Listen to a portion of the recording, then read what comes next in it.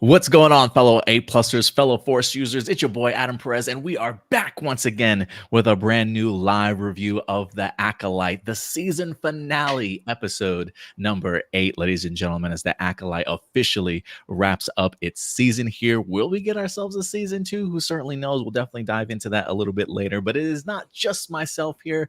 No, it certainly isn't. We, as always, have the full Jedi Council here certainly joining us today for the finale. I am so glad that we certainly have everybody here. Last week, me and Will did some of the heavy lifting, but I was like, man, I'm keeping my fingers crossed for the season finale. We got everybody here, and we certainly do. Hello, Jedi Masters. How are you guys doing today?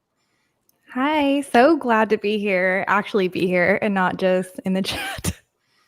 But that was fun. It was fun watching you. Yeah, you did join us in the chat last week. Yeah. Same. Glad to be back. I was sad that I wasn't able to make it last week, but I'm really glad I was able to make it for the finale. Yeah, I got a text from Crystal, and then literally Stuart like an hour later. I'm like, what are they planning? Like, what's going on? Did they time this shit perfectly, man? I was actually doing we must sabotage the podcast. Makeup and sabotaging. Okay, that's how it goes. But yeah, it's good to see everybody here today, man. As we got a lot to talk about, we're going to be giving you guys our overall thoughts on this week's episode. We're going to get into our other segments as well, the light side, which is our pros, the dark side, our cons, and of course, wrapping up this episode with an official grade as well. So it should be interesting to see how this all turns out for us. For those of you who are wondering where we're sitting at grade average wise, before we came on live, I did ask you guys, when it comes to report cards and grades, should we round up, right? Because as of right now, we are sitting at a 8.25, which if you look on the grade here, it could be either a B or a B minus. And if we are going to be rounding up, this will land us at an 8.3, so an 83% for a B so far for this series. So we'll see what our average for this series is going to be at the end of the show, but most importantly for this episode. One of the things we talked about last week, Will, was, is the Acolyte going to stick the landing? I think some of us had some trepidation going into this episode as to what some loose ends were they going to go ahead and wrap up. Would they get everything? What would certainly stay open? And most importantly, would they stick the landing? So I am fascinated to know everybody's overall thoughts on this particular week's episode. So you guys ready to get into it with me? Always. Let's do it. Crystal, ladies first, when it comes to the season finale of The Acolyte, give me your overall thoughts of this particular episode. Not the series so much, but the episode itself. What did you think? Honestly, you guys, I'm going to be a little bit of a hater. I was really disappointed with this episode. I felt like there's so much happening, but nothing happened. There wasn't enough time for everything to kind of settle in, and I felt like it was really rushed. I felt like a lot of things were very flat. I had a really big issue with the twins, of course. I think that we've kind of said that for the whole show. I was really sad that my fave Soul died, though. R.I.P. Soul. He still did nothing wrong. It was really cool seeing the lightsaber fights. It was cool seeing the kyber crystal bleed. I think there was a lot of cool things happening, but in terms of substance and meat of the show, I wasn't really getting that. So unfortunately, because there's so much weight put onto this episode, it was a little bit of a flop for me. Bummer to hear that, Crystal. Bummer to hear that. But I appreciate your honesty for sure. Shout out to Maria for coming through saying, give us the tea, Crystal. That's my bestie. Oh, nice. Appreciate you coming through, Mariah. We really appreciate that. Yeah, I can understand that. There definitely is certainly a lot that they had to kind of cover and take care of in this episode. I will agree with you. I did have some issues with the man Osha stuff that I'll certainly dive into in regards to my thoughts, most notably towards the end of the episode. But I was hoping that you would come out of this episode a really big fan, Crystal. So I feel bad that you didn't enjoy it more than you did.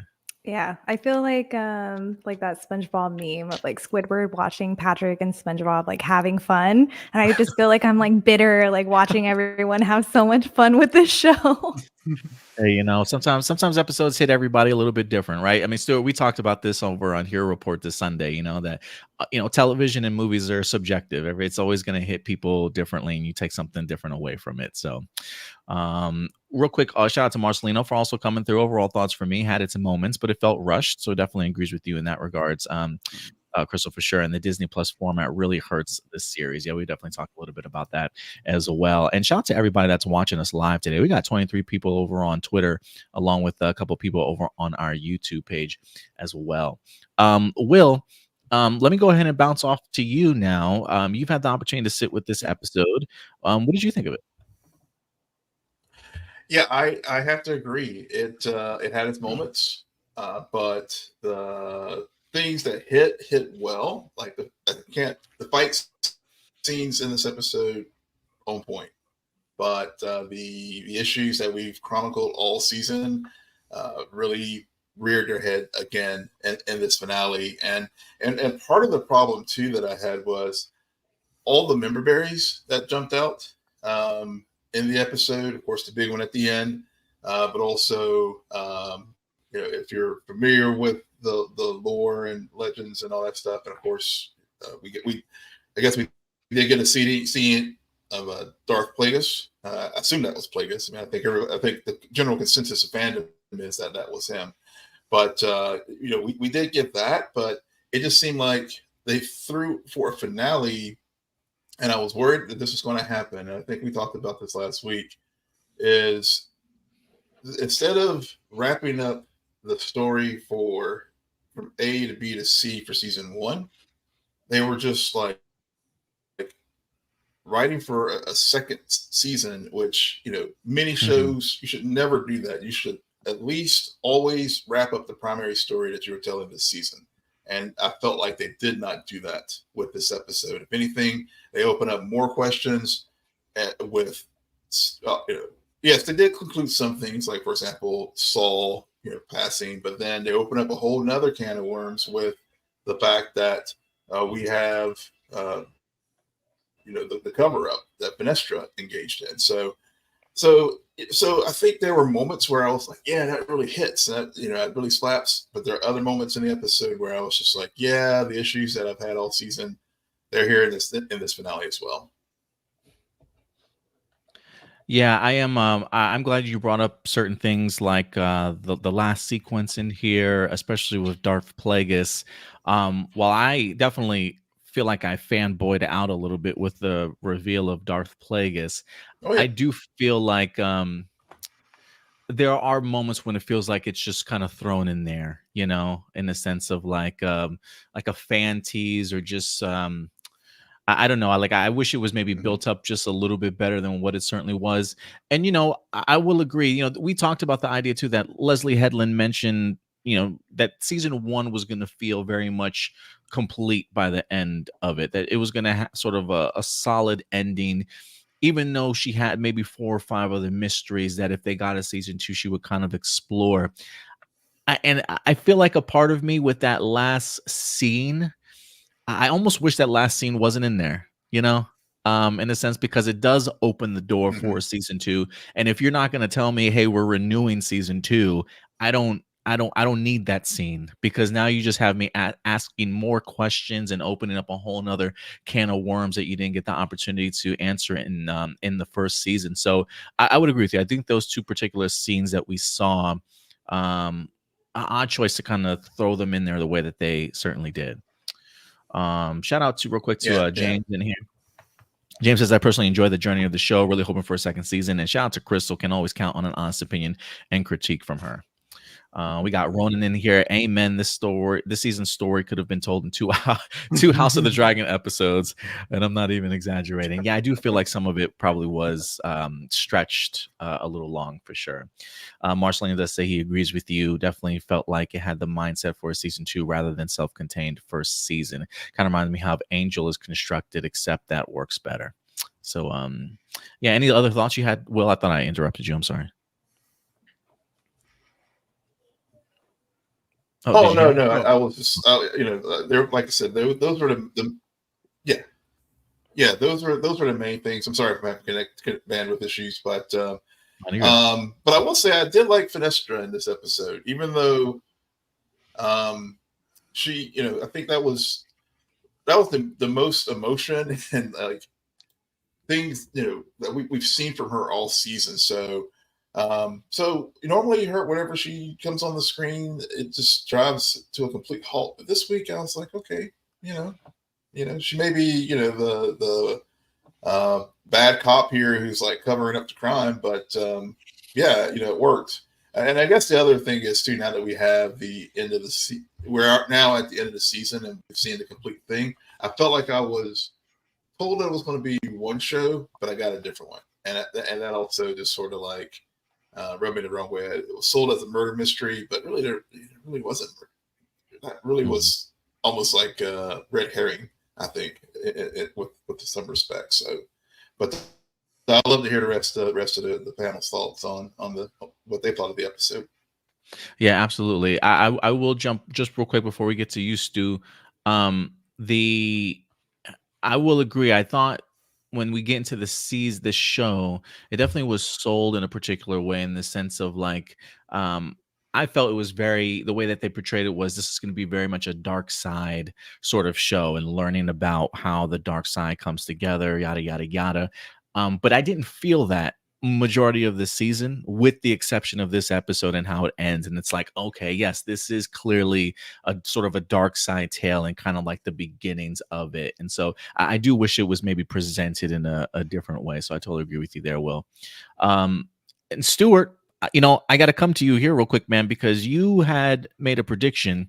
I think it was the previous day when we were talking to ourselves. Where did Soul go after they went into hyperspace? And I was like, I have no idea where they're going. And I think it was you that said, I think Saul is taking her to Brendok, and that's exactly where she wind up going. There was another, I think, there might have been another one that you actually predicted as well, in regards to the Vernestra stuff too. I think you guys were all talking about Vernestra. And just to piggyback off of you, Will, I think when I said, I was like, if it turns out to be like that for Vernestra, I'm definitely going to take back everything I said about Rebecca Henderson for this season in regards to how she portrayed her, in the sense of, clearly she had an ulterior motive all season long in the way. And I think if I do rewatch this season, I'll probably look at her in a completely different manner than my first watch through, seeing everything that she's kind of been up to this season. So you had some great calls here, Stuart. So I definitely want to know your thoughts overall on episode number 8. So overall, I think this episode best describes my overall feelings of the show, which is that there are some really awesome moments that definitely stand out, some moments that really made me nerd out, but it just felt like getting to those moments, like the show wanted to get to these moments and it didn't really care too much how they got there, which led to some characters making decisions, doing certain things that just really didn't make sense for the overall story. And I mentioned this earlier when we were talking about the first 2 episodes, how like the whole thing of when they were originally arresting Osha, the whole thing of her escaping that one ship that was run by droids was cool, but I kept asking myself the entire time, why didn't the Jedi take her herself? And that's kind of how I felt with everything that happened with Soul and May. I'm like, okay, I really like this chase scene, although why is he trying to shoot her down? I thought he was trying to talk to her. I kept asking myself like all these questions. Why is this all happening? And it was like, I feel like they only did all this because they wanted to have a really cool spectacle finale. And I kind of feel like that's kind of what this whole show has really been like. On top of that, this might be weird to say, I feel gaslighted in regards to Soul's character. In regards to, this feels like the same Soul that we had in the previous episode in terms of the flashback, but in terms of every episode we've gotten since then, the Soul that we've had in those episodes does not feel like the Soul that we got at the end of this episode. This feels like this was written by someone who only saw the previous episode. but at the same time, I have all these complaints with the story, how it feels rushed, how, again, characters just feel so out of character and inconsistent. But then it does so many really awesome things that makes me nerd out, showing us things that that we haven't seen in live action Star Wars before. First canon appearance of Plagueis, the first time we get to see a Kyber crystal bleed. It's something that's been referenced, but we've never actually gotten to actually see. So that was so cool. So this episode just, it's such a mixed bag, and I think it's the perfect representation of the show as a whole. I love it. I think some great comments there from you, Stuart, for sure. I will jump on board your comment about how you feel these sometimes these episodes just have moments in the show that feel very much like they did this just to kind of get our characters into certain positions. And from a writing perspective, it just doesn't make sense to me. I felt that way at the very end of this episode when we've got May, Osha, and Quimir on Brendock trying to decide how they're going to get away from the Jedi. I honestly didn't think it made any sense, to not only mind wipe May, but also leave her there. Like, you guys can still do that off planet. Like, what are you doing?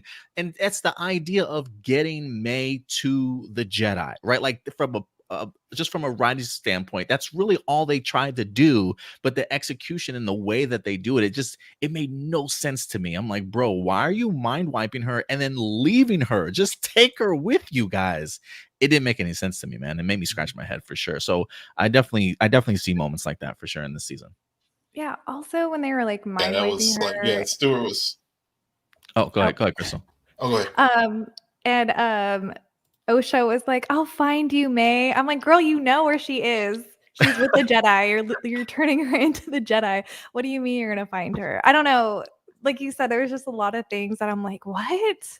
Well, yeah. And what were we gonna say, Will? Also.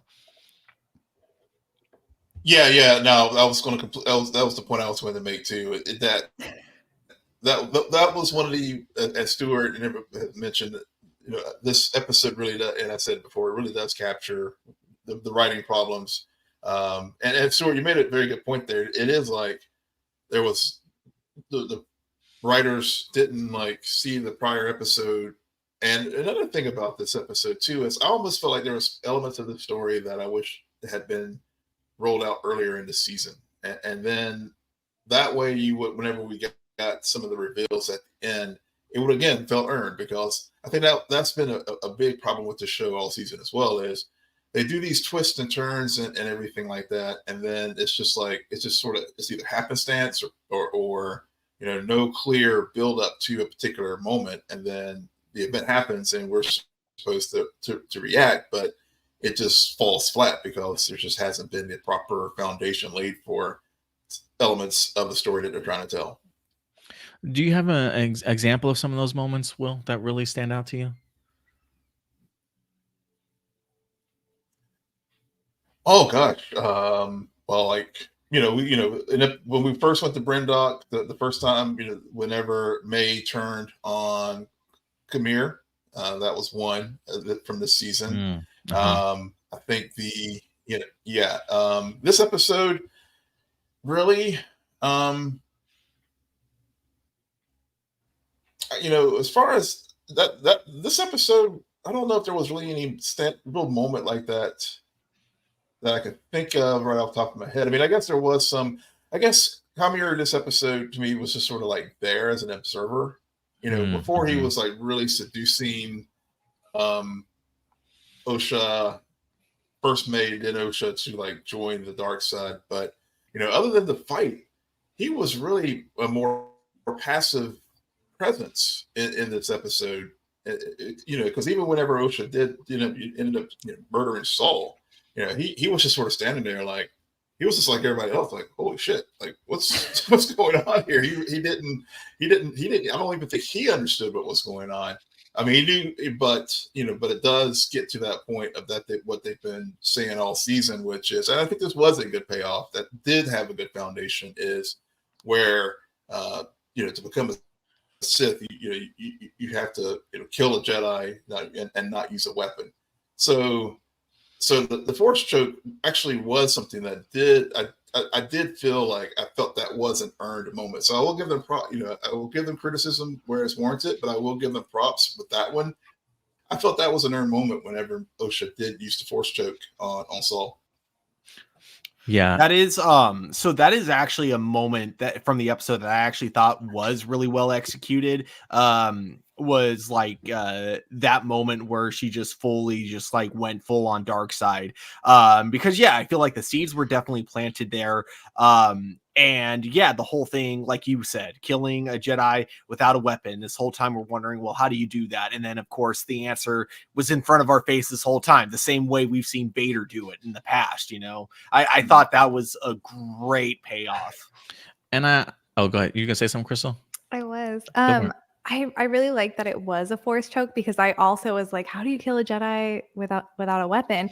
But I guess for me, I wish that Osha just had more feeling. Like, I wish in that moment when she was like turning to the dark side, like she was like really angry or like really upset and like couldn't do anything else but choke him. Mhm. But you didn't really see that come out of her until after he was dead and she like kind of collapsed. But yeah, I definitely agree with you there.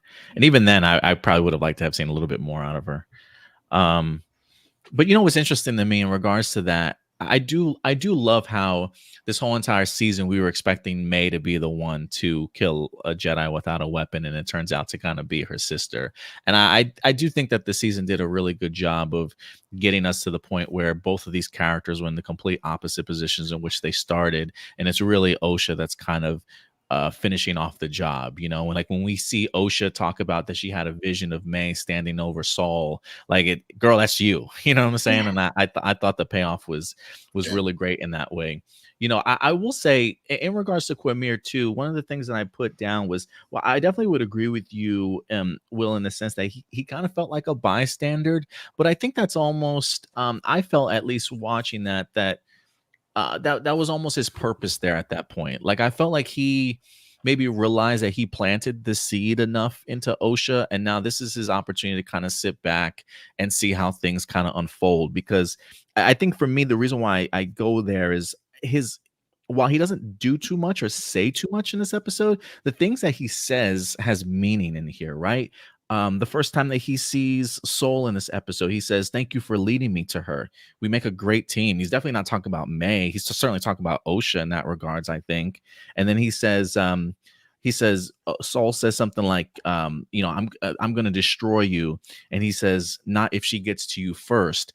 I'm very much under the impression he's referring to Osha instead of May in that scene.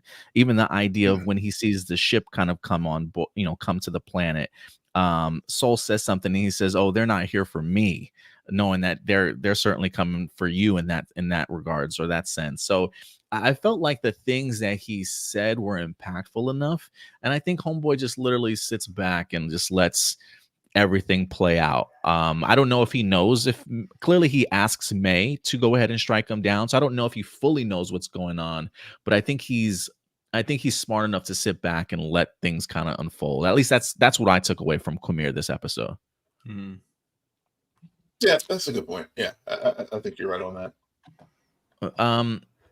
I guess I should give my overall thoughts on this episode. And man, I feel like this is where I feel like the Disney shill of the group. Okay, this is where like I feel like the odd man out, and you know what, and that's cool. I love this episode. I truly did. I honestly, and I definitely want to know some of your guys' thoughts, but for me, maybe going into this, I had my expectations, I don't want to say low, but I think I maybe set myself up for like, are they really going to stick the landing?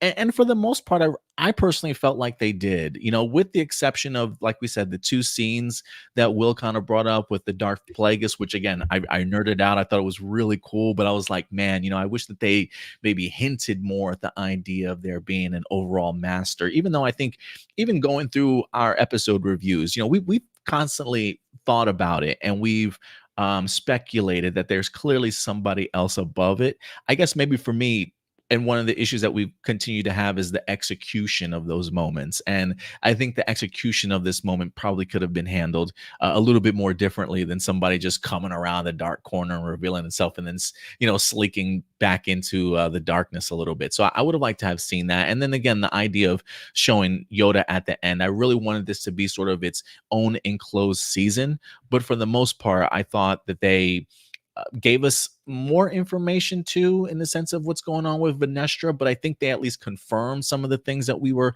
asking for in regards to relationship between her and Quimir. So that was really fascinating to me. And again, I just thought that they were going to have I do think that they had a lot of heavy lifting to do in this.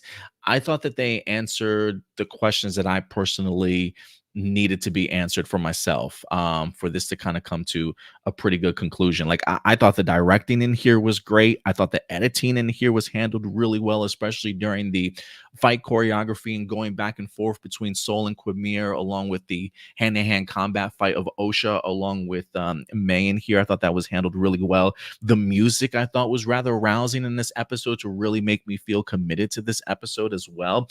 And while there are clunky moments in here from story beat wise, I still thought the storytelling was actually pretty good, especially in regards to building up that lightsaber fight between Quimir and Sol, and finally getting the opportunity to see Osha embrace the dark side. And also, and we've talked about this before, I love the politics of the Star Wars world, and the fact that we finally got the answer as to who David Harewood would play. I know a lot of people were really hoping that he would be something more than what he was, but I even talked about this in the previous episode when they introduced Senator Rayencourt.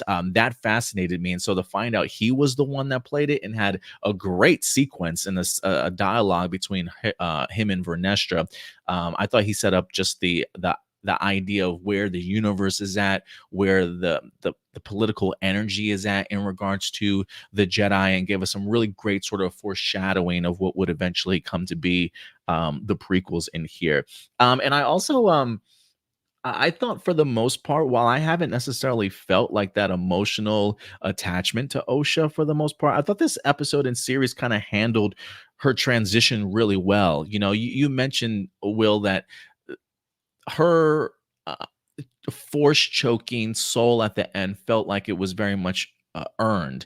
And I completely 100% agree with you in the sense that they have been dropping sort of these breadcrumbs kind of all season long in regards to the difficulties that Osha is certainly dealing with, her own internal sort of struggle and turmoil. I thought it was really fascinating too that we get to see the sisters meet again with May knowing the whole truth, and Osha still not accepting it until it kind of comes out of Sol's mouth and sort of really kind of pushing her over the edge. So I thought, while again, there has been an emotional detachment that I feel like I've had with Osha and May at times in here, I thought that they handled her transition really, really well for me in here. So, and then of course, I mean, look, we say this every week. Jung-jae is the MVP of this series, man. I mean, he truly is. I mean, his confession alone in here was just incredible to me. It was a sense that you can kind of feel and see the weight kind of coming off of his shoulder when he finally admits, like, yes, like if that's what you want to hear me, like, yes, I killed this woman. And then having to kind of come to terms with himself, I thought was just so incredibly fascinating in here. And can I just say something real quick? And this is probably going to get me canceled in Star Wars world. But you know what, guys? I don't care. I'm going to be the Disney shill for today out of this group, all right? Best lightsaber battle since Anakin versus Obi-Wan, Revenge of the Sith. I said it. I don't care. Come at me, guys. Come at me. I do not care. This was an incredible lightsaber battle. You got a great homage into the Revenge of the Sith sequence in here when they're in the closed corridor and they're switching hitting their lightsabers, and they're hitting the walls and the sparks and stuff. I thought it was just absolutely great. The cool sort of stunt work that they had in regards to the wire work of coming off the balcony together in that slow motion move. Felt like I was watching Crouching Tiger, Hidden Dragon in here. And I just felt we talked about this before, right? Like, while sometimes the dialogue just does not hit, I feel like when it's the Quimir and Soul battle, even from episode 5 all the way here to episode 8, it was captivating. Like I was completely entrenched each and every time, and I thought that they kept that same emotion from episode 5 as they did here in episode number 8 as well. So I absolutely loved the lightsaber battle in here. Best since Anakin versus Obi-Wan. There, I said it. It's out in the world. I'll take a couple L's here, but I'm not even gonna. Yeah, I loved it, man. I loved it. You've been Star Wars canceled. Look, I absolutely love it. I was the chill against a few weeks back with the Soul and the Kamir battles there with I guess episode 5. So I guess it's your turn, Adam.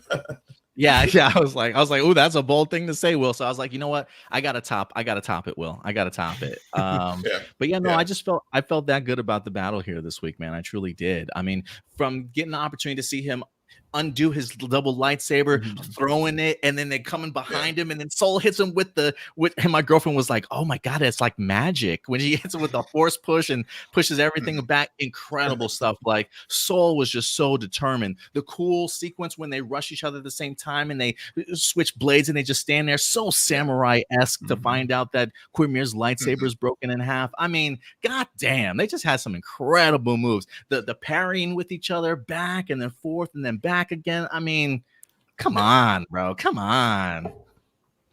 Yeah, no, I fully agree. That entire lightsaber sequence was freaking insane. Like what I love about the fights in the show as a whole is that they all feel like very unique to the episode that they're a part of. They all feel like a very different style. And so what I love is the fact that we end on this, a very samurai, but like with a lot of wire work in it. Like it very much feels like an Akira, like straight out of an Akira Kurosawa film, but like, with kind of more modern like wire work that they couldn't have done back then. It was just absolutely incredible.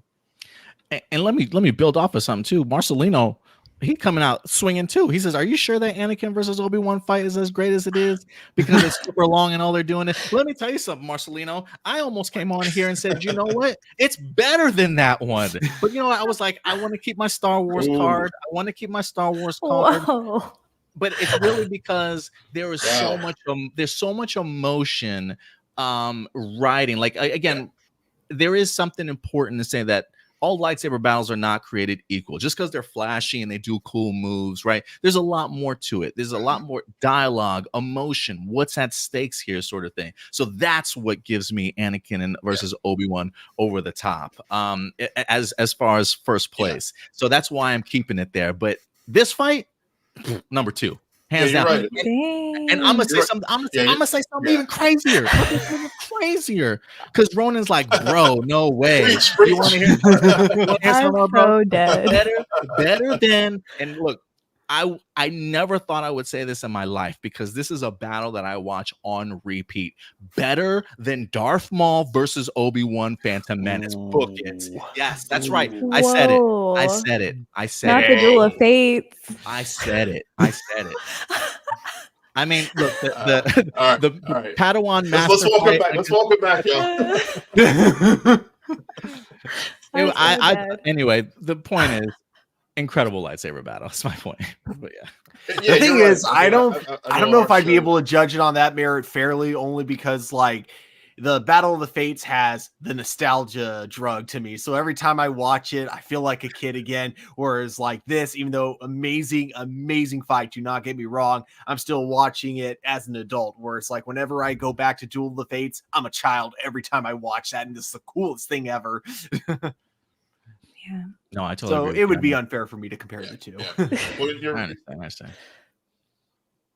Yeah, you're right. The emotion is really what drives these the memorable lightsaber battles. And I know I think I shared here, and I know Sarah and I have talked about it on our podcast, especially like during Ahsoka, because everybody lost their shit with one of the lightsaber battles there, and I was kind of like, because it was like there was no emotion to it, but the clear passion and emotion was behind this fight. So yeah, I would, even though I said episode 5's battle was in the top. This one knocked it out of the top 5.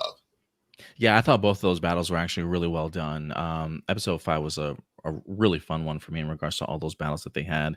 But yeah, so those are my overall thoughts on that episode. I know my lightsaber aspect like blew us out of the water, but I did find some genuine enjoyment out of this. I thought, I know, Stuart, you mentioned you felt that you felt a little bit gaslighted in regards to Master Soul. I didn't feel that way though. I felt like what they had been giving us about who Master Soul was really held true to what we wind up getting at the end. Like I guess I would like for you to maybe explain that a little bit more, Stuart, in regards, because that is one of the things that I want to talk about, is the legacy of Master Soul. So we'll jump into that. What aspects about what Master Soul did or said in here did you find different or opposing to what we had known about him before?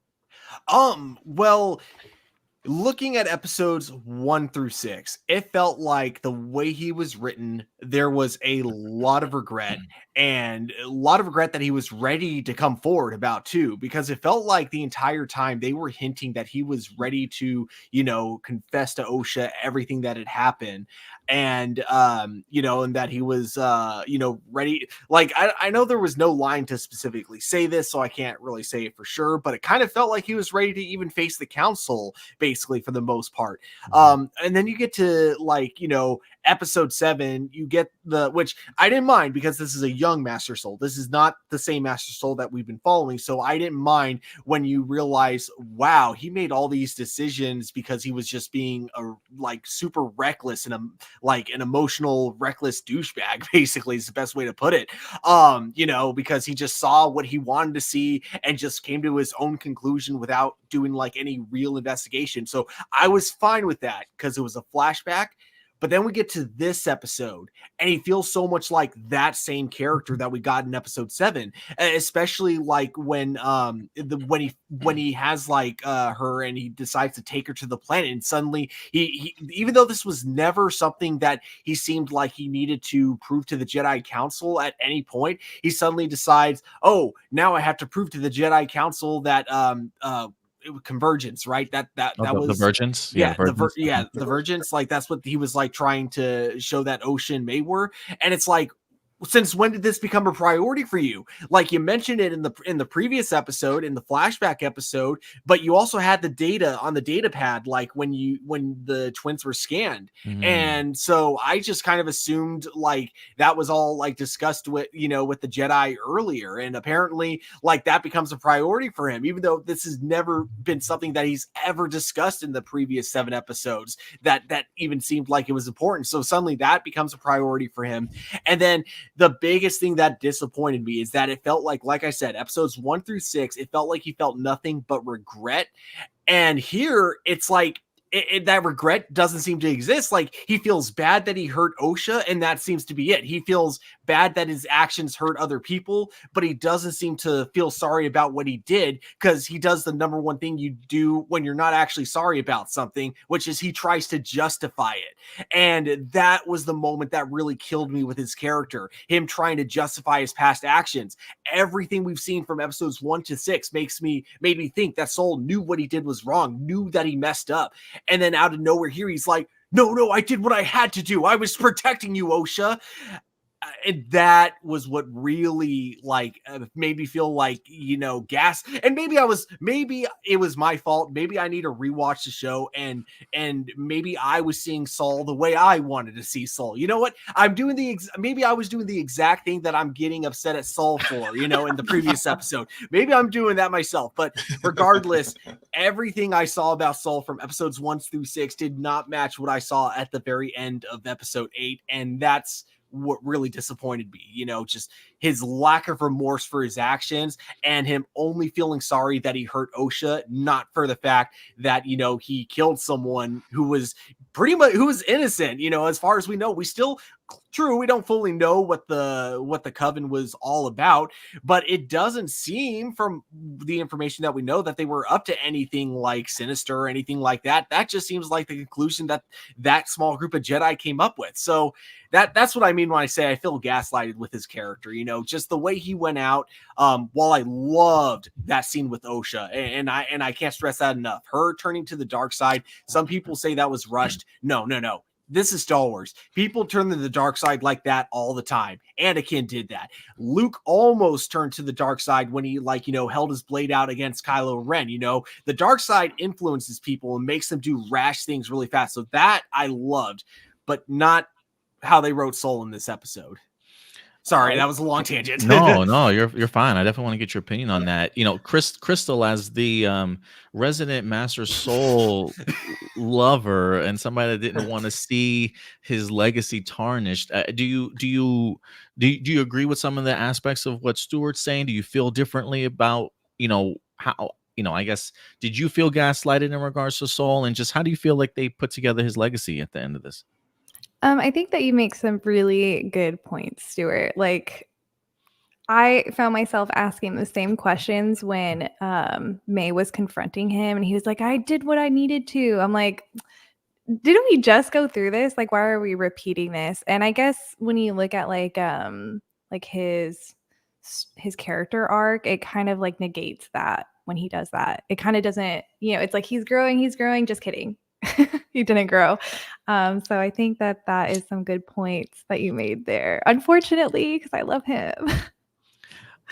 I do want to piggyback off of that, because something comes up to me when I think of Master Soul in this moment, and it's a line that Master Indara says to him in the flashback. She says, "Don't confuse what they want for what you want." And I think that bites Soul in the ass in this episode again, in the sense of when he says things, I did this to protect you. They would have taken you away. You were too old to begin the training, sort of thing, right? When he's saying those things, I'm thinking, is that what she wants, or is that what you wanted? And there are elements to, like, should Soul have grown over the 16 years? Yeah, maybe, but how does episode 1 start out for Soul? I mean, he's still holding on to Osha. He's holding her on to a holocron of her, still looking. And even his Padawan questions him, like, why do you have that level of attachment to somebody that's no longer here? Saul in this episode is literally about to tell Osha he loves her at the end of this, before she starts choking her, right? So while I do think in certain areas Master Soul probably has grown, I think when it comes to Osha and when it comes to what happened on Brendock, I think he's still very much just dealing with his own level of grief to a certain extent. And I don't necessarily know if Saul has kind of grown since that moment, since this is what he falls back on, his old ways that his Master Indar tried to teach him about, and he never did. And that's one of the things that we talked about too, Will, right? Was like, at the end of last week's episode, I felt like it should have ended with the idea of Saul letting us know, because she asks him, ask yourself, why did you make this choice?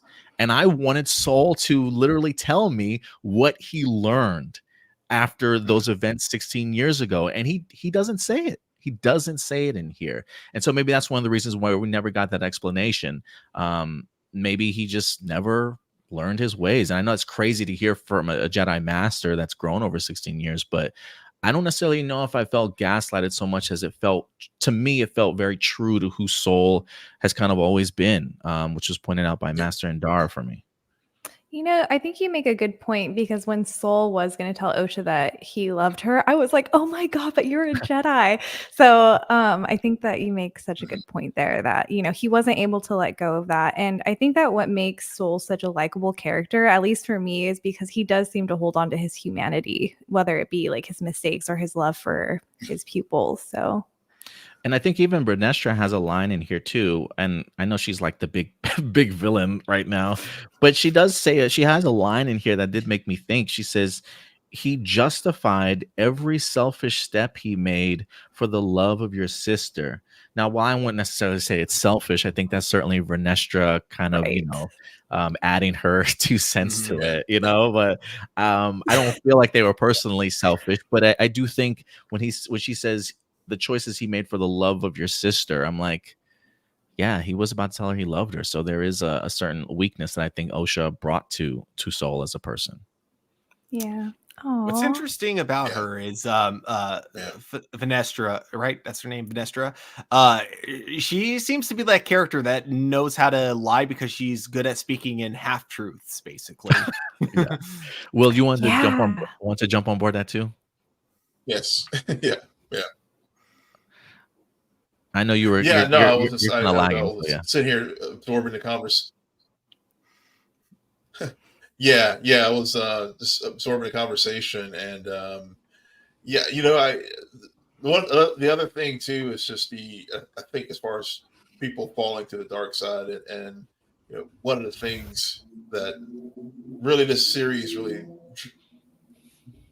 dived in deep on was the fact of attachment, and at the end of the day, Saul's attachment to Osha was his undoing, and it just sort of reinforces why Jedi do have to make that sacrifice, and as far as whether it's because of the religion or keeping the people from going to the dark side or whatever. It just really reinforces the point that all throughout Star Wars, where we've seen people fall is because they remain attached to either their past or a person or something. I mean, Anakin, his mom, whenever, with the Sand People, that was the first step. And then when Padme,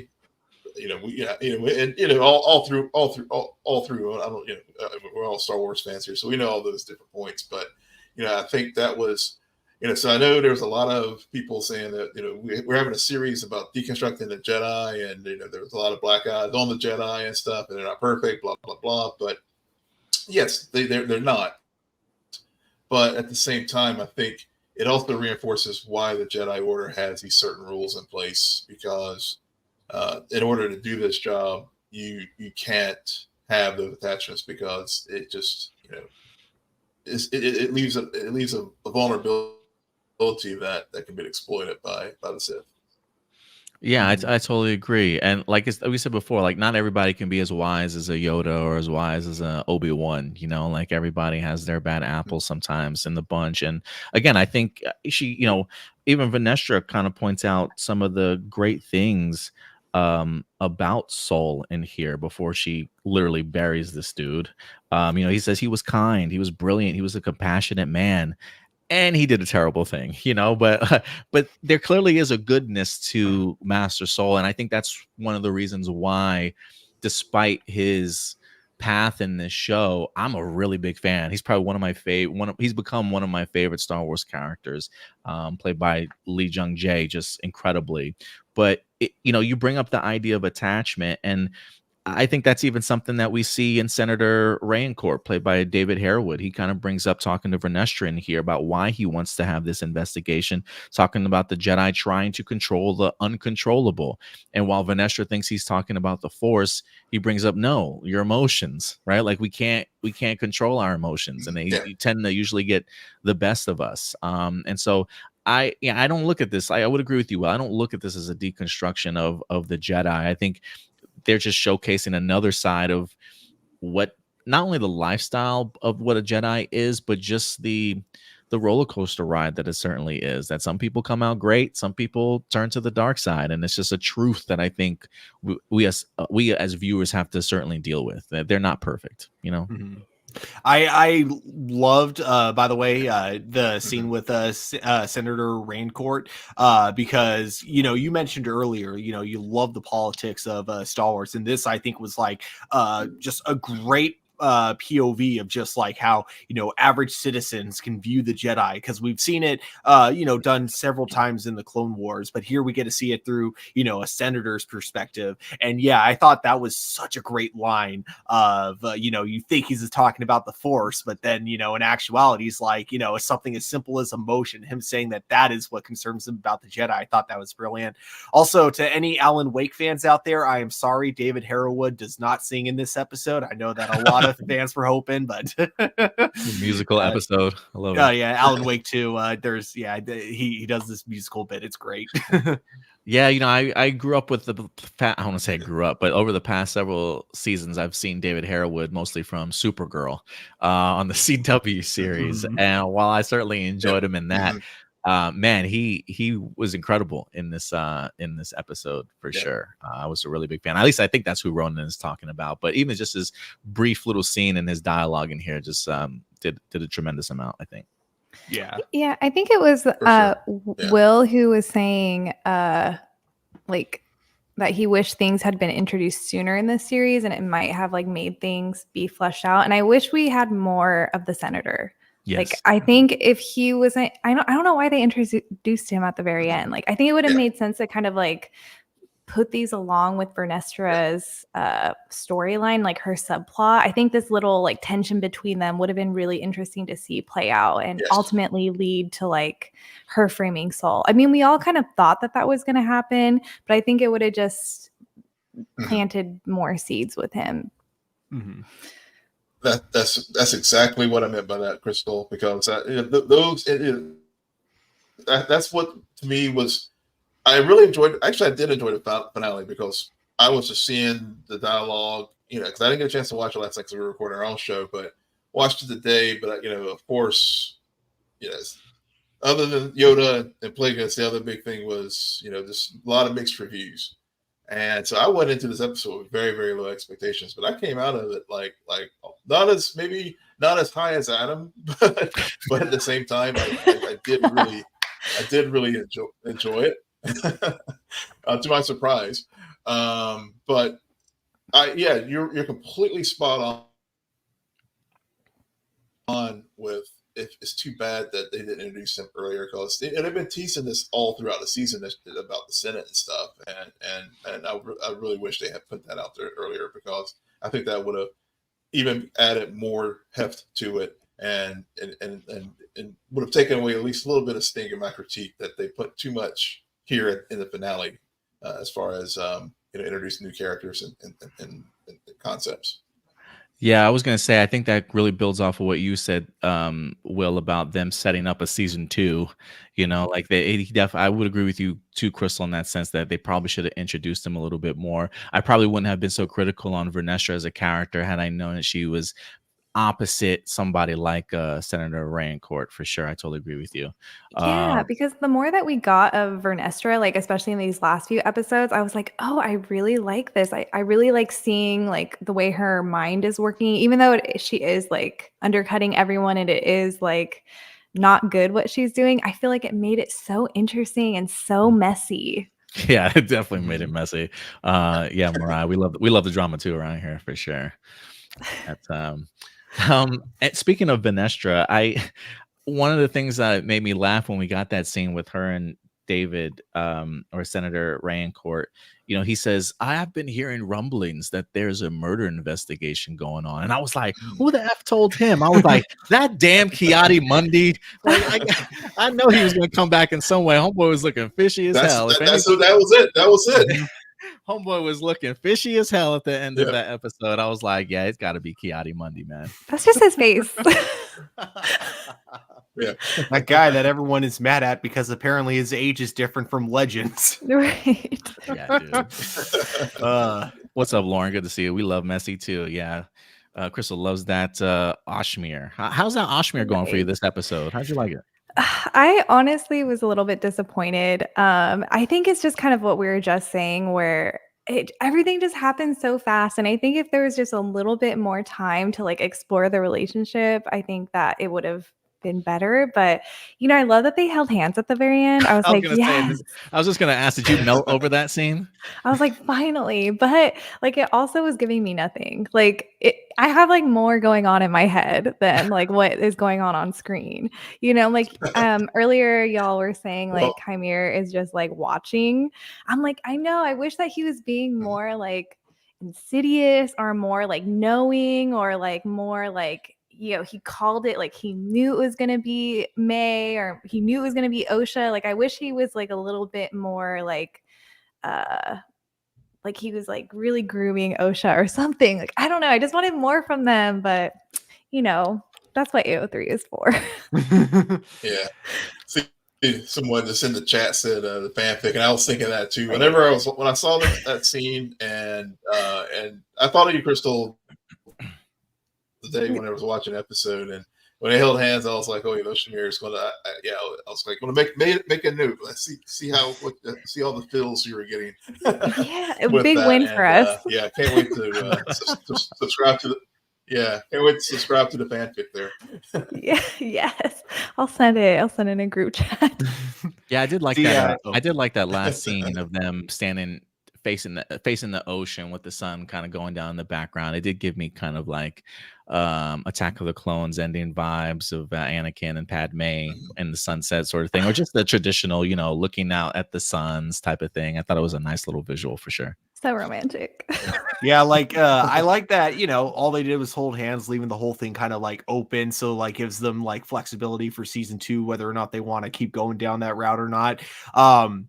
So this would come off as extremely weird, so I'm curious if you guys think this would have been better. But the scene with Plagueis, you know, I thought it was bizarre that they put it in the middle of the episode, and I'm like wondering where else I would have put it, and I'm like thinking that scene, but I also think that would have just made the scene even creepier. Would that have been creepier in a good way or a bad way? Because it is Plagueis after all we're talking about. So if we had the scene with them holding hands and then that last shot was Plagueis creeping out of the cave, like, what do you guys? Because that was like the weird thing. It's just the placement of him felt off just being in the middle of the episode. You know what I mean?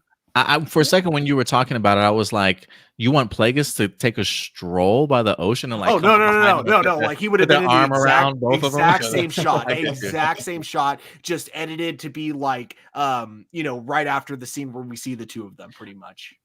I think it would have been really ominous. I think it would have worked better. Yeah, I agree. Yeah, let's re-edit it. That'd take like 30 seconds to do. Yeah, right. That I feel like that has more storytelling in itself. What you just said. Yeah. Because it's like now that this is his acolyte, who's his master, and then all, you know, creepy like and stuff. Yeah, I totally agree with you, Stu. Yeah, those are our overall thoughts on this particular week's episode.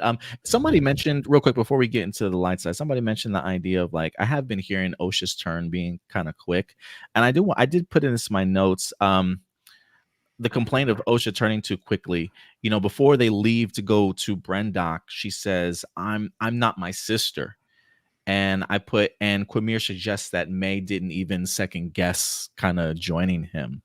And I said, even Osha is technically right that she isn't her sister, but where she's wrong at is they're technically the same person. Mm-hmm. So I was always under the impression if May can turn that easily, at some point in time, you know, it could certainly have easily as happened to Osha too. But I do think Osha's was certainly earned in this regards, if you've been paying attention to like the context that they've had all season long for her. So it worked for me. I would agree. Can I give a quick prediction? Oh, you got a prediction? Yeah. We don't even know if we get a second season, bro. Oh, yeah. Prediction if we get a second season. This comes from an interview with the showrunner, making sure to remind everyone that Mother Corel is still alive. And, you know, last time we saw her retreating. And my thought is, what if she is the mother, given her race, of Darth Maul? Because I know they refer to Mother Talzin, I think, from Clone Wars as mother all the time, but I never assumed they meant that in a literal sense. So that's just a random prediction that may or may not play out like later on. I think that Mother Corel might end up giving birth to someone named Maul later on down the line. It's a possibility. And I'm not even gonna rebut that one. You've been pretty good with some of these predictions so far, Stuart, this season. So I'm gonna let you slide with that one, man. All right. Love it. I will say, I do find it interesting that Soul in this episode technically never really learns how Osha and May were created, because I'm still under the assumption that Mother Anasea had some sort of other outside help. You know, he does talk about the idea that she was, she had to be extremely powerful to certainly create life, combining what she knew of the Force and what happened with the Virgins. He mentioned something like, that type of power hasn't been seen in however long or whatever the case may be. But just based off of the flashback that we got in season 3, I'm still under the impression that she still went above and beyond, in the sense that there was something else additional besides just her knowing of the Force and the Virgins. And I do wonder if maybe Darth Plagueis, clearly he's certainly still around. I wonder if him and Mother Anasea at some point, or she reached out to him maybe to kind of help out, because we know Darth Plagueis clearly is working in the idea of creating life and expanding his life, sort of thing. So I do wonder if there is more to the story of the creation of the twins and the Virgins here. What do you guys think, though, in that regards? Do you think they meant to just say, hey, it's Mother Anasea and the Virgins alone, and that's what Soul believes because he hasn't really gotten all his answers? Or do you think there's more to it? Oh, there's definitely more to it. I think they let that open for something to explore down the line. I think specifically them reminding us that we still don't have an answer to that, and showing us Plagueis in that same episode definitely shows that, whether it's next season or, if, assuming the show gets renewed, that is something that they definitely are going to want to come back to. Yeah, I agree. Yeah, I'm kind of under the assumption too. Mariah says maybe they introduced maybe why they introduced Darth Plagueis or showed him. Yeah, I do think there's a hint to that too. I do think that he is playing a role behind the scenes as well. Also, Marcelino has corrected me, so my theory has been shot down. Apparently, yeah, Mother Talzin is the biological mother of Darth Maul. Okay, well, I like your theory more. Yeah, I do like the theory more. Retcon it. New headcanon just dropped. Yeah. But guys, let's kind of, I don't want to say quickly, but let's definitely get into some light side aspects of this week's show. Pros for us for this episode that we took away really enjoying. I know Will's stuff is kind of lagging behind a little bit, so we'll let you go last, Will. But Stuart, Crystal, any light side moments that really stuck out to you? One of my light side moments is also going to be a dark side moment, because it was both great and bad at the same time, depending on which scene it was. But acting, had some great moments and some bad moments at the same time. But other light side moments, again, the fan service, man. When it comes to Darth Plagueis, the lightsaber bleeding, even going back to the Knights of the Old Republic with the mind wiping, even though I thought that scene, the way it happened, was really rushed and probably, just really forced, no pun intended. I still like the callback though. And then of course, like Adam, you gushed about it, the freaking lightsaber battle, amazing. So yeah, though, and of course, even though it was really brief, and again, even though I thought it was poorly written, I did think the chase scene was really cool, even though, again, I thought it just felt very much like, again, really forced, but at least it looked cool. You know what? If you're going to have bad writing, at least they made up for it by having it look cool. Yeah, special effects were on point. What about you, Crystal? Any light side moments? Yeah, well, Adam, this one's for you. The lightsaber fight. Honestly, the lightsaber fight was really, really sick. I really liked when they had lightsabers like this and the sparks were flying off. I liked the force push. I thought it looked really sick. So that is my light side moment for me. Yeah, you guys already brought up the fights. I agree. Bleeding the Kyber Crystal with her anger in live action was really badass to certainly watch for the very first time. And I got David Harewood down as a light side moment for me too. And I think I even want to put in Vernestra's moment of realizing that Quimir was on the planet.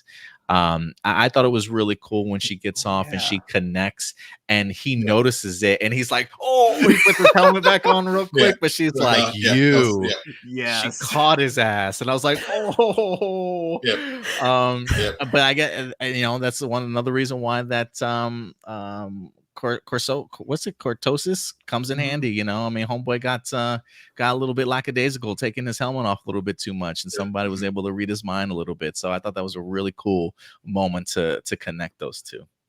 I'm so glad you brought up that moment because I had almost completely forgot to mention it. Yeah, the fact that his immediate reaction was to hide. Yeah, he's like, oh shit. Yeah, you get this this Sith who's seemingly is not afraid of anything, but clearly he's afraid of his master, or if that's what the relationship is, which is what I'm assuming.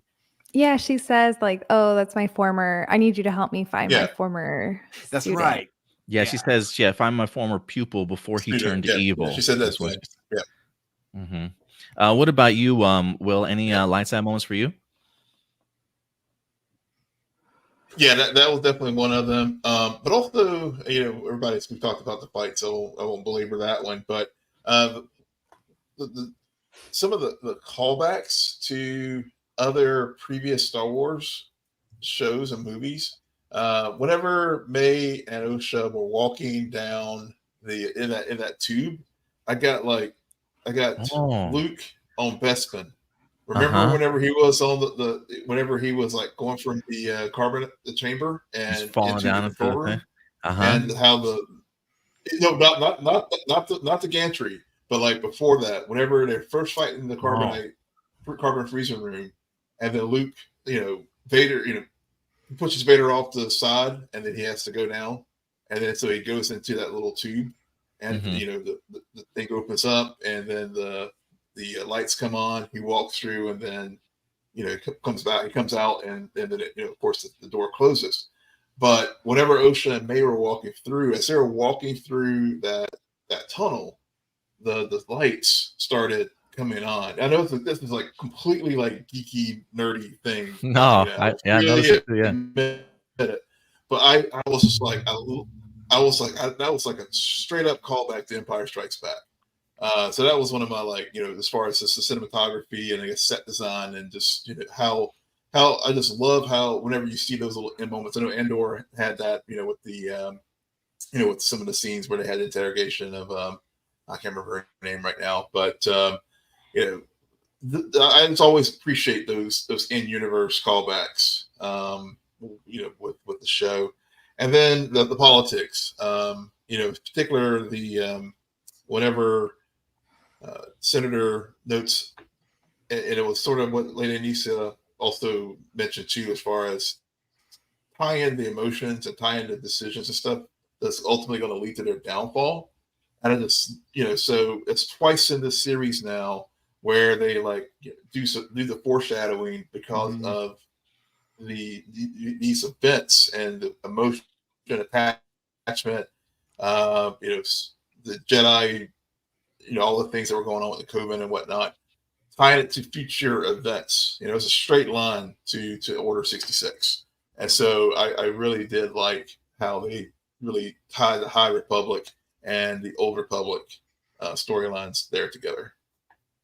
Yeah, I totally agree with you. Before we get into the dark side aspect, how do you feel about the idea? And I should have brought this up when we were talking about Vernestra.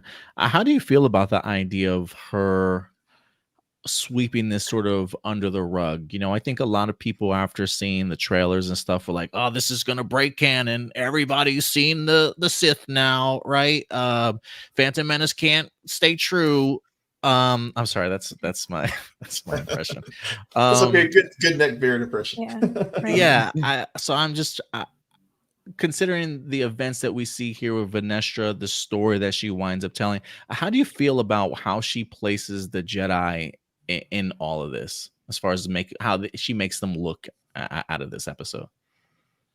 I hope she gets her comeuppance in season 2. That's for sure.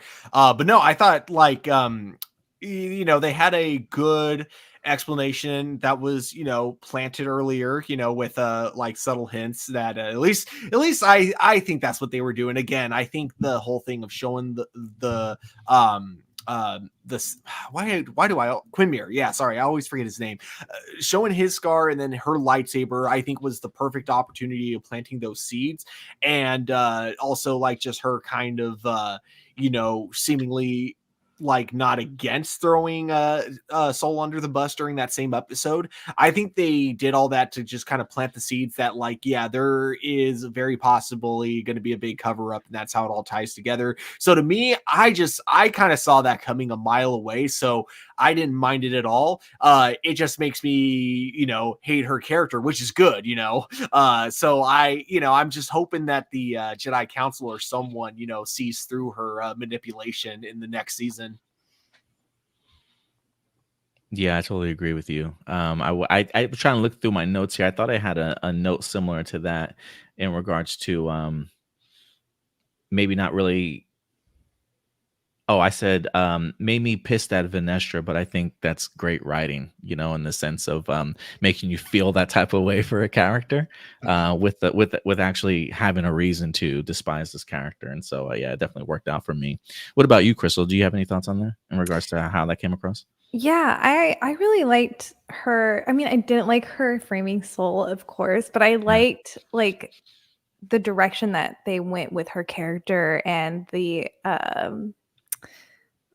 what's the word I'm trying to say? And like the commentary of like the Jedi that's like being told through Vernestra, I think is really interesting. Like, while Vernestra is trying her best to make everything about like how the Jedi looks, like it's really about her. It's really about like her mistakes. And I think it's so interesting that she doesn't like see that within herself. Like, she's like, I'm doing this for the order. I'm doing this so the Jedi don't look bad. Like, we have the senator who's coming to like check up on us, but she like refuses to look at herself. And so I think that's so interesting. And again, I think it shows like the folly of the Jedi. So, which I hate, but also I think it's done very subtly and it's nice. Mm-hmm. Yeah, 100% agree with that. Will, did you have something you want to say on top of that? Yeah. No, I think that Crystal made the excellent point. I mean, I think that's really really does, keeps canon in place with the story choices that they made there. So I was like I said, this series has its elements of like really, really good stuff. When it hits, it hits. Yeah. And I totally agree. Where it did. John, John. Hold on. John, not a big fan of the episode. He says it was billed as the series finale. I sure hope it was. Social criticism aside, I would compare this dramatically to the Star Wars holiday special. Damn. Oh, wow, that's harsh. Damn. We got shout out to the first Okiro here. What's up, first? Good to certainly see you in here today. We got Ronan impressed with Vernestra wearing the flashier High Republic era swag. Yeah, she had a great fit check before she sat in front of the Senate for sure. Plus we got Star Wars. What's up, Star Wars sub like? Good to certainly see you in here today. Thanks for certainly joining us. But yeah, let us know some of your guys' light sides of this episode, being the pros. But every episode, you had something before we get to the dark side, I do have one question for you, Adam. So since you've read the High Republic novels, you mentioned that Vernestra has like, when they travel through hyperspace, like she has the ability to kind of like see into the future. Is that correct? Is it? Yeah, I said that on here. Wow, yeah, I think so. Yeah. There. I think in the book, if I'm remembering it correctly, she does have, when she is going through hyperspace, sometimes she does tend to have force visions. So yeah. Okay, because I'm wondering if part of what she's doing, and same reason she betrayed her pupil, I wonder if like part of it is that she has these dark visions of the future, but like one thing we might see in season 2 is her trying to prevent the future makes it just a self-fulfilling prophecy. That's a good point. I need to get further in my High Republic book, because now that I see Vernestra where she's at, I do wonder if they've established other breadcrumbs in the show. One of the breadcrumbs that we talked about was her light whip, in the sense that she hasn't really, at the time when she was 16, she hadn't really disclosed that she modified her lightsaber to do the light whip, because she was worried about how the council and her master would kind of view her, in the sense of maybe that's kind of dark side-esque of her in regards to changing up her lightsaber. I mean, it is a whip after all, right? So maybe some people would kind of view it a certain way. So she definitely keeps her own secrets, and she does have a pupil, believe it or not. She does have a Padawan at such a young age. Even though she's a Jedi Knight at the age of 16, she's bringing somebody else on board. I believe his name is Imri, if I'm not mistaken. So now that I know she has another Padawan, I'm like, what happened to this other Padawan of hers? So I need to catch up on my High Republic and jump into phase 2 here. But I'm curious if they set some breadcrumbs for sure. let's see here. Star Wars Sublight says calling season 1 a mixed bag. I think it's fair. Some stuff to love, some I'd rather forget. Keen for more though. So yeah, some calls for a season 2. I think Ronan was thinking about a season 2 also. Marcelo says I had problems with the Acolyte, but it's nowhere near as bad as a holiday special. Okay. Let's get some last. Let's talk about the dark side elements, though, the cons. What jumped out at you guys as like just a con of this episode? Because every episode certainly is not perfect, but if I can just go first real quick, if that's cool with y'all. I brought this up already when I talked about it. The stupid ass decision of Osha and May deciding, you know, hey May, why don't you stay back? We'll wipe your memory. You get captured by the Jedi. I just don't think it was certainly needed. It definitely felt like a plot point to just get Osha or get May to the Jedi. But I thought from a story point of view, I just did not care at all. Like, why don't you just get off the planet together?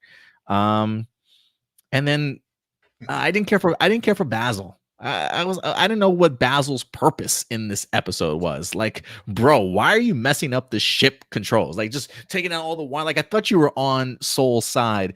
There was a part of me that was thinking to myself, maybe he thought Soul was gonna like gun May out of the sky. Maybe he thought he was gonna like ram her and destroy the ship, and so he pulled out all the plugs in order to stop Soul from doing something. I don't know if Soul would have gotten to that point, but the music did kind of change a little bit as he was like bearing down on her little ship. So there was a part of me thinking maybe he would tractor beam her in or something, but I don't know what Basil's purpose in this episode was in regards to what he was doing with the ship. But you guys have any ideas? Yeah, I had that as like one of my things. I was like, why is he trying to sabotage Soul? I don't get it. Yeah, I don't get it. Yeah. I mean, because I would assume. I mean, the only thing I can figure is maybe because they've established that they are like the same person, even though they're twins. I mean, that was never really got a satisfactory answer for that for me. That's one of my dark sides. But maybe he was confused. Maybe since he thought that was still Osha for whatever reason, and that he was just like, why are you trying to take out my, take her out? I don't know, but it did. I was wondering what was going on there too. It was like the writers wrote in a character too adorable to kill off, and so they were like, oh, but now we don't know what to do with him. Right. That is actually Grogu. But I love Grogu. I'm a Grogu girly, but every series. Yeah, every series or movie's got to have one. Mm-hmm. Yeah, absolutely. You gotta have your cute creature in Star Wars. So yeah. I will say I do agree with you, Will, in regards to the idea of them being two consciousness but one person. Like, I know Master and Dira brought it up in the flashback, but I guess there was a part of me that didn't realize how important that was not only to Soul, but just the storyline, because it felt like that's what Soul was really relying on in this episode a little bit more than I thought. I guess a part of me didn't realize, like, oh, that's a really big talking point to take away from after the flashback we got. Yeah. That was really that was about one of my bigger the big dark side for me for this episode. Other than ones I've already covered, but that was one I definitely wanted to note, because I just felt like they never did give a satisfactory answer to that. Yeah, I agree with you. Crystal, Stuart, you guys had any other ones? You can go first, Stuart. Just the plot conveniences were just, even for plot convenience standards, just felt really forced and everything. So that was definitely my biggest gripe with the episode. Everything just happening because the writers really wanted to get everyone into onto the planet, into the same area, so we could have this awesome showdown.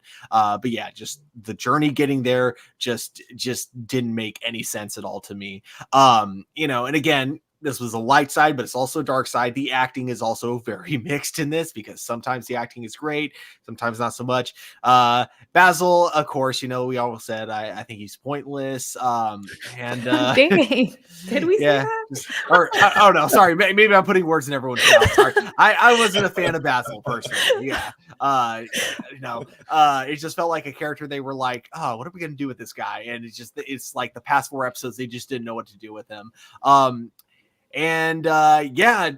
think honestly, I think like my biggest disappointment too was that, and I'm not saying this would have persuaded May in any way, shape, or form, but I'm kind of disappointed that Sol never actually got to have a talk with May, before she escaped. I kind of wish he could at least have exchanged some part of his side of the story with her before she escaped. I'm not saying that would have won her over or anything, but it would have, been nice to at least have them finally talk things out. And then of course the mind wiping, as cool as it is that they brought that into Star Wars, I think the way it happened made no sense. Like, why couldn't they take May with them? Like, I get that it probably didn't have a lot of room on the ship, but I'm sure I'm sure the twins wouldn't have mind sharing a seat or something. It's not, I don't imagine the ride would have been more than a few hours. I've sat in like cramped vehicles before. It's not that bad. Or Oshmir in one and then Oshmir in one and then May in the other. You get it. Exactly, something along those lines. Exactly. Write it. AO3.com. Let's go, baby. It made no sense that they had to leave her behind. And, it just felt like they really wanted an excuse to wipe her memory so she could have a fresh slate as like a full-on member of the light side in season 2. And I just feel like there were so many better ways they could have written that. So I guess like overall, my biggest dark side is just the writing, unfortunately. Yeah, that was definitely one of my biggest. Yeah, that's a good point. Go ahead, Will. Yeah, that's a good point. Yeah, just real fast. Yeah, Stuart, that's a good point. I mean, especially wiping her mind, only back to where she was 8 years old when the incident happened. I mean, it was just sort of like, this might as well just kill her. I mean, instead of not to be cold, but you erased too much, bro. You erased too much. Yeah. So if the fate worse than death to wipe her mind, Yeah. Right. It's brutal. Oh God, is she gonna be? Because this would come off as so like cringe if the actor isn't able to pull it off well. But is she gonna be acting like an 8-year-old but in an adult body in the next season? Prediction: she's gonna end up being Vernestra's new Padawan. Well, no, she's got somebody already, doesn't she? Already got somebody. Maybe he'll go on to become a Jedi Knight or something. Yeah. And then is he a Padawan? I forgot. I thought he was. I thought he was a Jedi. Yeah, he was Padawan. Yeah. That Mog guy or something like that. Yeah. Grog. Mog, yeah. Grog, Mog. I don't know. I don't know. Nobody cares about that dude. I got all the names here because I knew I was going to forget again. Smart. What about you, Crystal? Any dark sides that you want to touch upon? Yeah, I mean, I would just copy and paste everything that Stuart just said, honestly. But there were some other things that I'm just like what? Like again with May and Osha, I feel like they're them coming back together and them being okay with each other like so quick within the matter of like an hour, 30 minutes. That doesn't really make sense to me. I think this is one of those things that really benefited where like maybe we got a few more episodes to like explore that relationship. Yeah, why did they wipe her mind? Like that doesn't make any sense to me. I think the things with Oshmir were really rushed and I didn't really feel like it was earned, unfortunately. And, I shipped them. So I think I just wanted more depth or more depth to everyone. I wanted more time to settle with everyone. So if I could agree with Stuart again, I think it's really the writing really suffered here. Yeah, I would agree. We got some comments first. The first is Darth Plagueis felt so randomly placed. Why not put him at the end credit or something? The finale felt more like a mid-season finale than a season finale too. So yeah, kind of building off of what you stated, Stuart, earlier. Ronan says, yeah, only 10 seconds of Plagueis. Waited all season for him to show up, key dangling at its finest. Yeah, definitely. Yeah, it would have been cool to get some like maybe when they're in the cave or when Osha wakes up, we see like a hand or like, something to kind of like like draw us towards that conclusion instead of it just being in the like a random 10 seconds of this character that everyone wants to see. Mariah says for her the music was a little bit was a little over the top at points. I would agree with that too. I have one more dark side actually. I love the music in this episode. Not the music. Sorry, it wasn't that. I don't know why, but somehow the music just reminded me of what is my dark side of the episode, and that is the last scene with Yoda at the very end. Like, I mean, cool fan service. I love Yoda, but like also you get her going, Yoda, we needed to talk. And it's like, wait, are you going to tell him everything? Because if that's the case, he wouldn't be cool with that. Or are you going to lie to him? And in that case, I don't think that's smart because he seems like the kind of guy who can detect when people are lying. So I don't know. It just, that felt very out of place. And I don't know what she intends to accomplish from talking with Yoda. I don't know. That's a weird nitpick, but yeah, I did. Other than fan service, I didn't understand the point of Yoda at the end. Yeah, I think that builds off of Will's point of like just setting us up for season 2, and at the end of the day, we should have just closed it right then and there. Yeah, that Yoda reveal was no Luke Skywalker. No, definitely not.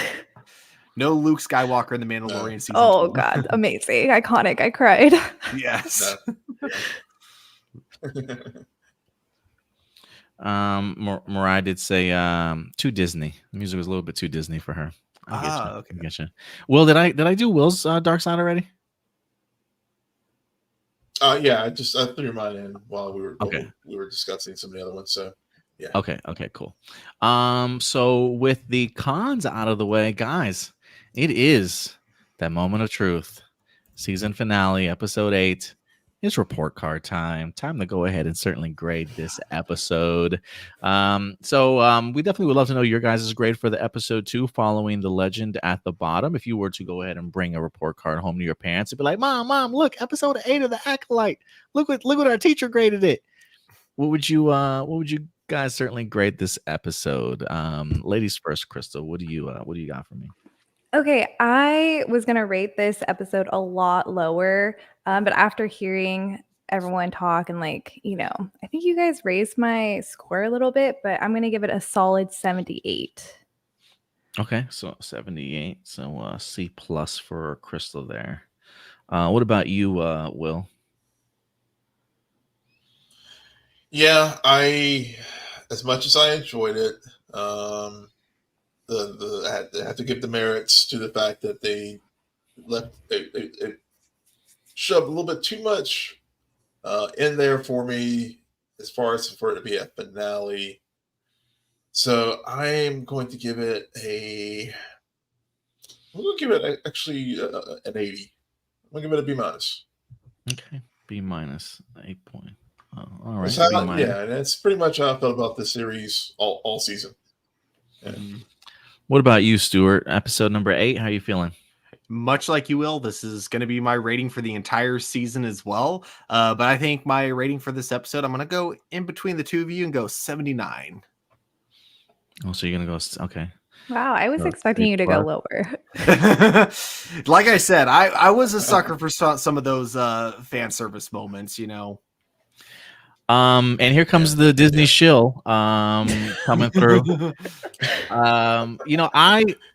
I get some of the pushback that you guys have towards this episode, but I guess for me it didn't really bother me as much as I think it did for some of you guys.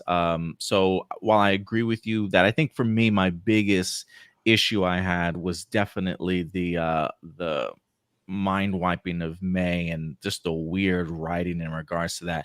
Outside of that, I personally thought that this episode really stuck its landing. So I gave a high score for episode number 5. I'm gonna do it here again. I'm gonna go with the A-. I'm gonna go with a 90. So 90% for me. Nice. Yeah, I was gonna go A, but I was like, you know what, that really bugged the F out of me. It made no sense to me, so I did drop my score a little bit. So I will go with a 90 here. So let's average that out here between the 4 of us, and we're sitting at a 81.7. So that'll be a 82% here. Another B-. So that's let me put this down here. 82 B minus for this week's episode. Do you guys want to know our overall average so far? Yes. All right. Mhm. So overall averages here. Let me pull up my other calculator here. All right. So our average for this episode is a B minus. Episode 1 was an 80% B minus. Episode 2 is at 82% B minus. Episode 3, 84%, which was a B. Episode 4, we had at 79%, which was a C plus. Episode 5 was a 90% at a A minus. Episode 6 was an 82% at a B minus. Episode 7 was a 81, so a B minus. And then this episode, 82%, another B minus. Divide that by 8. We're sitting at wow, same exact score we started off here, 82.5, so an 83%. So we're sitting at a B. A low B grade for the Acolyte this season. How do you guys feel about that? I feel like it's pretty generous. Yeah. I think, if I'm being honest, if I were to have gone back, just knowing how they all kind of play as a whole, some of my ratings for some of those episodes would have probably changed. But I'm satisfied with giving it a B. Yeah, so our overall score here, consensus-wise, after we average all of our scores for all 8 episodes, the final episode a B minus, but an overall series score of a B. I think that's pretty fair considering the 4 of us and our different perspectives on some of these episodes for sure. Yeah. So yeah, like would I you? said, I mean, this. Oh, go ahead. Will. Yeah, I was gonna say this series. Yeah, I was gonna say this series. Like when it hits, I mean, it really hits. It does its job well. I think ultimately, what I think hurts it is, I think it's trying to just, and we talked about this before. It's trying to serve the 4 quadrants of the Star Wars universe. Is it, is it a kid show? Is it going to be dark? Is it going to be this? Is it going to be that? And it has, it has the politics. It has the other elements of it. So I think at the end of the day, I think because it's pulled in so many different directions and we have so many tones, I think it hurt the series overall. And like I said, I think I was expecting one thing and then it was something else. But I mean, as I said last week, will I watch it again? Probably not. Does it deserve a second season? I mean, if it happens, I'll watch it. If it doesn't, I'm not going to lose sleep over it. Yeah, that's a good question. Maybe we should answer that. Season 2, anybody? Are you in favor of it? Do you need it? Is it okay if it happens? Do you not care for it? I'm right with Will. I will watch it if it comes out, but I'm not going to lose any sleep if it doesn't happen. Yeah, I don't really feel like we need a season 2. I get you. Yeah, I feel like I'm right there with you guys. If it doesn't happen, I don't need it. But if it does happen, I'll definitely watch it for sure. They definitely captured my imagination here for certain episodes. But yeah, guys, I think that will do it for our Acolyte reviews. Man, we had 85 people watching us live today, 75 over on Twitter, a couple people here and there throughout the rest of our social media. So, guys, thank you so much for certainly coming through. I hope you guys enjoyed sort of our fair-minded and critiques of the series itself. I think we had brought a nice balance of not just full hate onto hate watching something here for you guys. We got Yoon. What's up, Yoon? Appreciate you certainly coming through also. Rona says, will you cover Rings of Power next? Yes, I will be covering Rings of Power here on APlus Hero Report for you guys.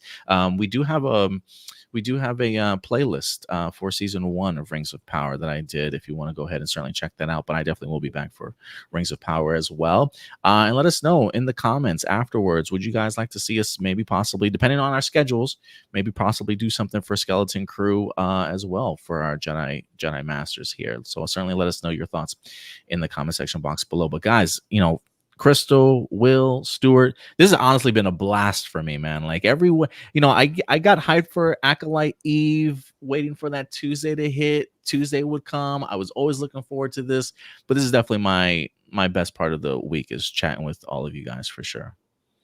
Definitely. Me too. Yeah, so it's been enjoyed fantastic. it. Thank you. And not a problem, guys. So hopefully we will have you guys back. Everybody in the comments, thank you so much for all your interesting conversation pieces and discussing everything certainly going on with us. We really appreciate it. Core band certainly coming into the chat as well. Even though we are about to certainly go ahead and wrap up, you can always just jump back into this episode if you want after we're done. I'll probably put some timestamps to help you guys certainly navigate everything if you'd like to. Appreciate the compliments, Ronan. Thank you so much, man. But certainly look forward to seeing you guys again soon. Crystal, if people want to find you on social media, where can they find you? You can find me on Twitter and on YouTube. Just look up Crystal Kyber. And thank you so much for hosting us. This was so much fun. I think I really loved dissecting every week's episode with you guys, because it really gave me new perspectives and new ideas, and even strengthened some of my own ideas. So I really appreciate being a part of this podcast. It was so much fun. I can't wait to do it again. I really appreciate it. I'm so glad we got the opportunity to finally collaborate on something, Crystal. And you continue to do great work over on your YouTube channel. Great makeup for sure. Incredible perspectives on Star Wars also. So we really appreciate having you. Will, what about you, man? Where can people find you on social media? Yes, you can find our show page on Twitter at Scene and Nerd. You can also find us on Instagram and Threads at Scene_N_Nerd. Of course, I have our website there, www.sceneandnerdpodcast.com. You can find our weekly podcast. We're currently covering our Dragons and Soup series. We are the penultimate episode of that series this week, because we are covering House of the Dragon, episode 5, and also The Boys, which will have its finale actually, I guess today. It's already Thursday, so we'll be finishing up that series. But please subscribe to our podcast wherever you get your podcasts. You can find it all there on our website. Adam, and thank you so much for having me a part of the Jedi Council here, and look forward to doing it again and collaborate with you guys on any other stuff. So really appreciate the time. And Crystal, it's a joy working with you as well, and really enjoy watching some of your Star Wars content. We'll be following your channel from here on. And Stuart, buddy, good to see you as always, man, as I see you each and every week. But where can people find you on social media? You guys can, of course, always find me here at APlus Hero Report every Sunday with Adam, doing our weekly APlus Hero Report. But you can also find me on Instagram at TurboStew01. Fantastic, man. Hopefully I get the opportunity to hang out with you on Hero Report this upcoming Sunday. We do have ourselves a weekly show called APlus Hero Report. We go live every Sunday for you guys as we break down the hottest movies and television news throughout the week. Shout out to Mariah. Also love watching all you guys talk amongst each other on the series. Yoon, what's up, man? I gave you a shout out, brother. Hope you're doing good over there. Thanks for certainly watching today. But guys, if you want to follow us on social media, everywhere at APlus Opinions over on social media, as you see right down here below. We do have a TikTok page at Hero Report. Check us out there. If you like our Discord forum community type of stuff, we do have a Discord. I'll put a link in the description box below for you guys also. But yeah, follow us everywhere on social media. And most importantly, hit that subscribe button, guys. If you love the way that we have long form reviews, breakdown, give you some of our thoughts and everything that's going on in the world of nerd pop culture, please hit that subscribe button, like this video, share it, and we'll certainly see you guys next time. But other than that, that's going to do it for us here today. So do us a big favor, as always, guys. Take care of yourselves, take care of each other, and keep it A+. May the Force be with you. We'll talk to you guys later. Bye. Bye.